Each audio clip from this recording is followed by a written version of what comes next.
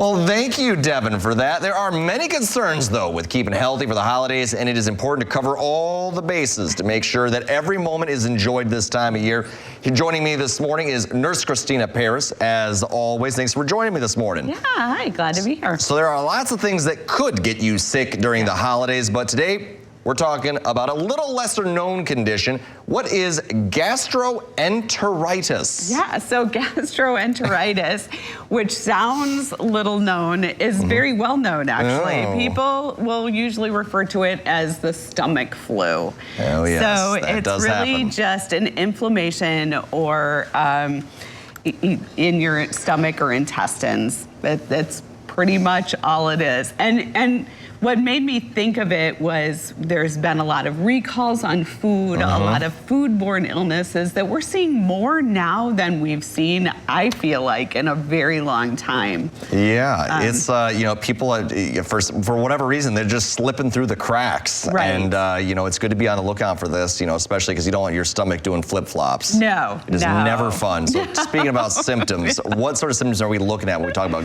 the gastrointestinal issues? Right, so absolutely. We're gonna see symptoms like you're gonna have maybe a fever, you might have headaches, muscle aches, you're gonna have that belly pain, that cramping, that loss of appetite. You know, when we're thinking about children, we worry about dehydration. So to look for that on babies, that soft spot on the top of their head can be sunken in if they get dehydrated. So kind of watch for that with the little ones. But you know, we're gonna have dry mouth. Maybe, you know, if you're dehydrated, you're not gonna urinate as often or as much. You might feel irritable, you know, just because your belly hurts. So those are basically the symptoms. Nausea. Right, and it looks a little bit different between children and adults, is that right? It can, yep. And so there's a lot of different things that can cause these. There's the rotavirus, that's something that happens usually with babies and children. And we do immunize children and babies for the rotavirus because of that, to try to prevent it. Norovirus is one we're gonna see a lot with adults. Right, yes, you know, that certainly has gone around in my spheres of folks I've known. I think Devin was just sick with a little stomach bug a couple, what was it, 2 weeks ago, something like that? Yes, and they're very contagious. So the big thing with I'm glad it kept away. Yeah, you wanna make sure that you're washing your hands frequently. Even the foodborne illnesses too, you know, so we're thinking about, and now I'm just totally drawing a blank of foodborne illnesses, but oh goodness, yeah, there's anyway. The listeria, yes, you know, right. that's been hot and bothered out there all the time. Then we got the raw milk products, those sort of issues as well. Yeah, don't worry, we talk about it on the show all the time. They're definitely out there. You got to be cautious of it. You do, and so you want to make sure you're cleaning your surfaces, wiping down things, washing your hands, cooking foods to the proper temperature. Oh yeah, especially, you know, working with any of that raw stuff as well. You know, I know it's that time of year again. We're making roasts. We got the roast, the venison, beef, you know, whatever have you. You got hams. I'm washing my hands, I feel, all the time. They're getting pruny pretty much anytime I'm cooking. So you know, I'm trying my hardest to avoid it. And you know, even those at home, if you do have those symptoms and you are feeling punky, you know, making sure, I know it seems like it's a no-brainer, but after you use the restroom, make sure you wash your hands really, really good with hot, you know, water, soap, to get rid of those bacteria. Makes sense. Yeah, so that we don't spread that to others. Gotcha.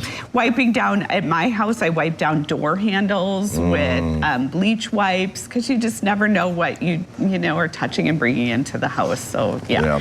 No, that just reminds me of childhood. I know was that we did that one time when someone was sick and everyone was, you know, just bleaching door handles and stuff like that. And I was like, oh my goodness. Yeah. But let's think now, if someone does get sick, what are they going to do to feel better? Is there anything they can do to feel better? There is. So once you start to feel better, you want to kind of eat food as tolerated. So we're thinking bland foods like crackers, toast, juice.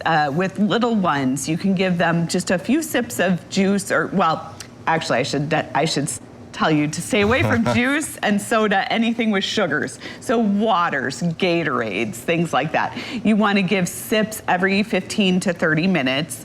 And monitor wet diapers and going to the bathroom. So every 4 to 6 hours, typically a child or an infant should have a wet diaper or be going to the bathroom. So if you're not seeing that, like it's been a while since mom has changed diapers, then you want to call the pediatrician. For adults, same thing. Our urine can turn really dark and concentrated when we're dehydrated.